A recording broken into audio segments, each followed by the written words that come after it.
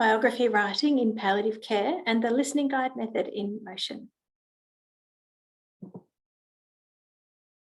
This is scholarship-funded industry research supported by La Trobe and Eastern Palliative Care.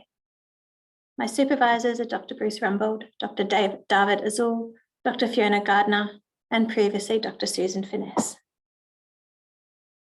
I'd like to read 2 short poem extracts, and I'll return to the poems after a bit more explanation.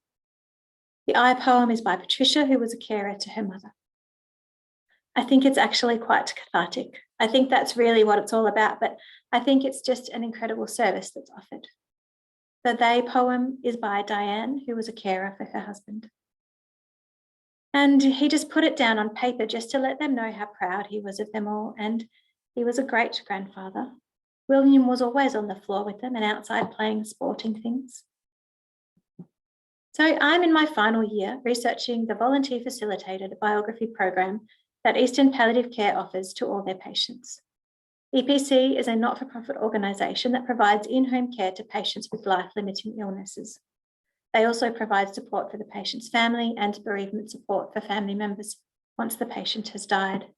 And they service a large geographical area of Victoria. And their purpose is to provide, through an interdisciplinary approach, integrated palliative care, which is focused on the needs of the person living with a life-threatening or life-shortening illness, their family and carers, and which maximise quality of life, alleviate pain and suffering, and offer comfort and support through the period of grief and bereavement. They offer a variety of services that include medical care, allied health services like massage, occupational therapy, and music therapy. And there is a substantial volunteer program which provides hairdressing, home support, photography, carer support, dog walking, transport, and a biography program. It's specifically the biography program that I have been researching. My research is both sort of straightforward and complex, as I'm inquiring into the experience of the biography program by the 4 key groups of people involved in and affected by the program: patients who write their biography, their carers, who are most commonly family, the EPC staff, and the volunteers who provide the service. Through a multi-pronged approach, I hope to discover a variety of perspectives and experiences about the effect and impact of the biography program for those involved. So my research is into the founding, development, and contribution of the biography program to EPC's services, as well as into the experience of the participants and looking into identified outcomes. So a quick overview of how the program works. A trained volunteer will meet with a patient who wants to participate and record them telling stories from their life.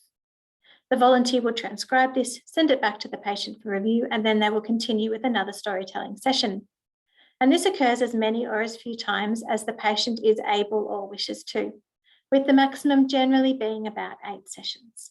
During COVID, the program switched to an online one, although there were, unfortunately, both volunteers and patients who were not interested or were unable to participate due to the technological requirements. The biography program has been in operation for about 15 years, and on average, with a slight exception due to COVID, they help produce around 100 patient biographies every year, and they have approximately 100 biography volunteers on their books. So the program's goals are inclusive, and that's to help the patient produce a life story document while providing them with what is hopefully an engaging experience. And I have tried to mimic the biography program in my research methods and to explore the process and the product, and for story to be both content and method. I didn't want to separate the experience of a patient telling their story from that of the volunteer assisting them, nor separate the carer's experience of the legacy document from the staff's opinion of how the process impacts patients and the wider services. While the research clearly is within palliative care and so public health, I borrow from all over. Much of the research into similar but different biography programs are based within psychology or spirituality research, and I draw from both of these, as well as looking into narrative, literary, and creative approaches. The program is patient-focused and flexible where possible, adapting to how the patient wants to tell their story, and so I've tried to also have a similarly bespoke approach to the research. The research methods have therefore been varied. I began by reading through already written biographies to become familiar with the product. I interviewed long-standing staff and volunteers and have written a historical overview of its development, or you might say a biography of the biography program. The main information gathering consisted of 2 parts: surveys sent to the 4 key groups, and then all survey participants were invited to volunteer for an interview, with numerous surveys and interviews obtained. Given the entire research has been conducted during the various stages of COVID last year, I was pleased with what we could gather. And there are numerous aspects that I would love to share with you and to tell you the stories that came through the surveys, the contrasting responses, but given the limits of time and potentially your interest in the intricate details, I will give you an extremely brief summary. Everyone thinks this is a good program and pretty much everyone would recommend it. But depending on what you expect people to say about this type of experience, there are numerous different stories and responses about involvement that are interesting. Sometimes it is more significant than we might expect, but other times it is less so. We could look at how the volunteers find it a meaningful program to be engaged in and genuinely enjoy listening to the life stories of other people. There is a little more distance with the staff given they don't have active involvement in the program, but they do refer people to it. They are pleased that they can recommend a service where patients get to develop relationships with the volunteers. Some staff also state that they see patients who already have outside support as being those who benefit most from the program. The patients generally enjoy the process, and yet it's interesting to see the response on this pie chart that just errs on the side of the program not changing how they think about their life. Rather, it seems they enjoy the reminiscence but haven't necessarily engaged in active life review, which is also a story that comes elsewhere. The carers, those of whom who were interviewed, were mostly the spouse or child of a patient who wrote their biography. They are pleased their loved one was able to write down their life story. And interestingly, carers' appreciation for the program is evident even if they have difficulties with some aspect of their experience. For example, some carers do not appreciate elements of their family member's biography. One unique example is the complex story of a carer about their and their father's experience. Although their father had enjoyed the process of storytelling, he actually hadn't liked the final product as he thought the volunteer didn't adequately represent his story in some way. The carer also thought that their father told unnecessarily compromising stories about others, telling me that yet another family member believed the whole document should be set on fire. And yet, the carer still believed that overall their father's experience was positive, and they were pleased that he had done it. It had been a project for their father to focus on. It had provided enjoyable opportunities to remember his life.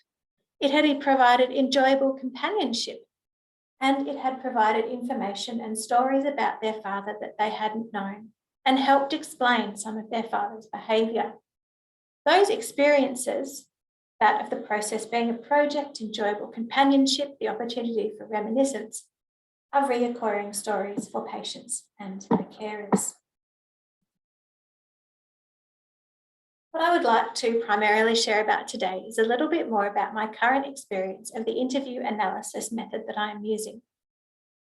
When starting to explore potential research methods, a key concern was to avoid the temptation of distilling the varied experiences into a singular grand narrative. And there are, of course, similarities in experiences and common threads throughout, but there is value in the varied stories of experience. And given this story focus, I was keen to find a suitable analysis method and was struck by the listening guide method.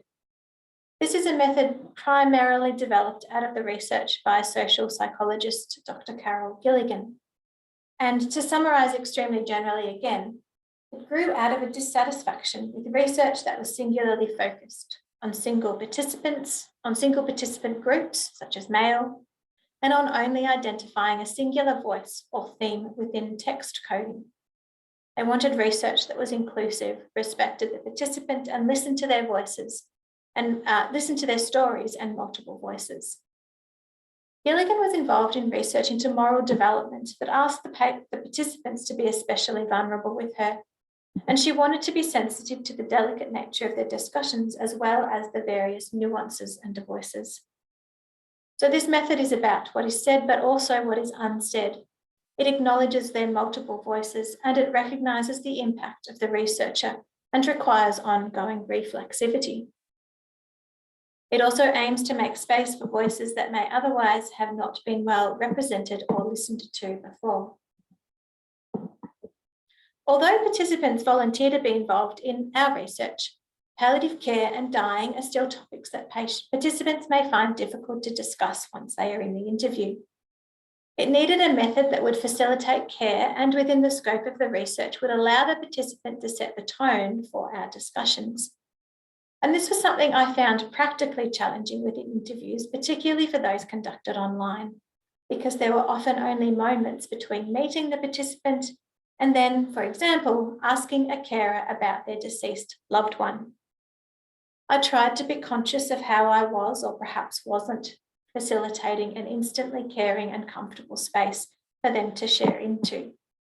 I had items to discuss, but I also wanted to make space for them to bring up aspects they felt were important because I didn't know what I didn't yet know.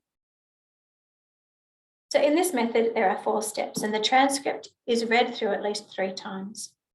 Each reading through of an interview is referred to as a listening to recognise the ongoing participant of both researcher and participant.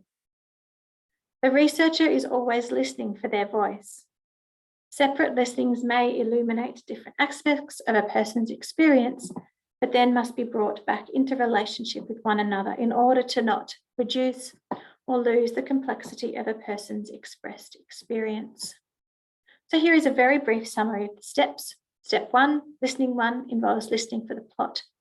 Listening 2 is the making of an I poem, and listening 3 is a return to the focus of the research.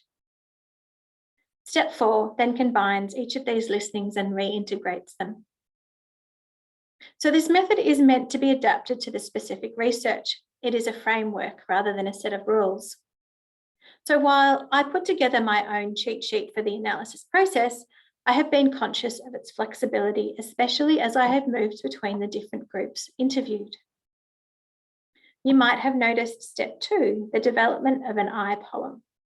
Initially, this was the part I was most curious about, and I have found it to be quite insightful. The basics of it are to take all uses of I by the participant and to place that I at the beginning of a new line, taking out all sentences that do not contain an I.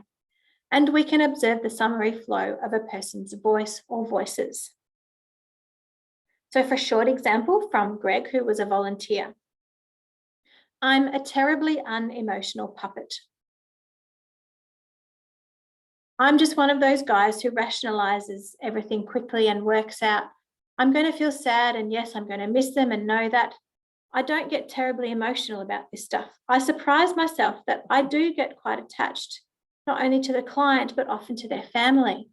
I sort of enjoy their company and they, we often have quite a good rapport. It's hard for me to sometimes extract myself at the end and say, right, it's finished. Never see you again, never talk to you again, that sort of thing, which is what I'm told I've got to do. So this is from a singular response that he gave. And so while there are clearly sentences missing, even his I statement demonstrates multiple voices, his professed emotional distance, followed up by his admission of connection. And I'm a terribly unemotional puppet is one of my favourite lines. So the poem provides an interesting overview or demonstration of voice or voices, and often becomes quite poetic in the storytelling. As I was doing the analysis, I noticed that for at least one group, the carers, when I created the I poem, it felt like more key aspects were noticeably absent from their poem than the other groups. And I realised that nearly a whole voice was absent, the voice of their loved one, the patient who they'd been caring for and who had written their biography. During the interview process, I had distinctly felt like my interviews with the carers nearly always turned into some form of grief debrief. Each carer came in with a particular story they wanted to tell, and that was the story of their loved one. And it often seemed like the strongest voice wasn't their own experience, but that of their loved one. They wanted almost desperately, it seemed at times, to talk about their person. And so I realised through the creation of the I poem, their loved one's voice was too quiet. The poem certainly shows me something about them, but it also highlighted how strong the they was. Entire sections of the dialogue were deleted from the I poem because they had not used I once, but had spent the whole time referring to their loved one. In response to this, I began to create they poems as well. This meant taking any reference to their loved one and giving it the same value as I. For example, for the first carer I interviewed, it was her husband who had died. So I took him or he references or his name and placed that at the beginning of the sentence. I found the stories being told by each voice, the I and the they, to be just as compelling and complementary of each other, but also sometimes kind of separate.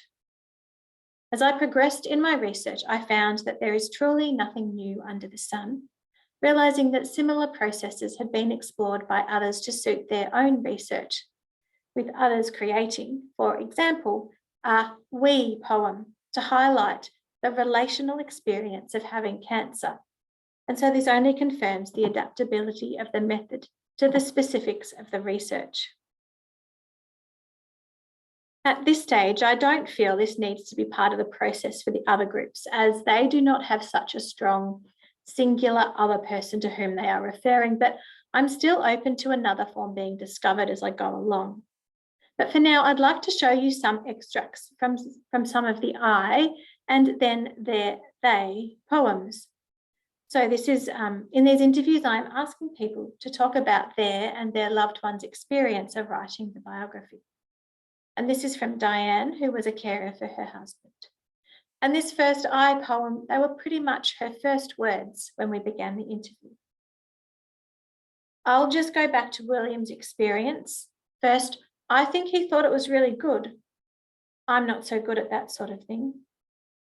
And an extract from the they poem. I don't think that it was that tiring for him because I think he saw it as a positive. So therefore he enjoyed that meeting up and he was really good up until probably about a month before he passed away. So he was able to keep up with everything else that was going on. He had off days, but no, I think he was really he looked forward to that. And then I have Mark, who was a carer to his wife. The I poem. I think just for me, I've come to a period where acceptance, I suppose, but that was the process I had to go through. It's been a battle because I've had depression. And when you get into that, just recently I was in a very bad space, but I sort of understand it now because you get to a certain point. Fortunately, I survived that. It was very reflective because I don't know how I would think in the same situation. I don't know that I would want to do it. I used to say, I don't know how you can do this. And then this is the they poem that comes from the exact same section of the interview dialogue. So getting back to Leanne writing this, in the end, she could have kept writing. Once she got started, it was just like turning on a tap because she started remembering all the things she'd done as a child, as a teenager, and then, first relationships and then with me and then all the caravanning. And particularly, she then wrote letters to both her daughters. But she used to say, because I used to say, I don't know how you can do this. And she would say that she was very good at compartmentalizing things. And so she could just put things to one side of the brain and not think about it.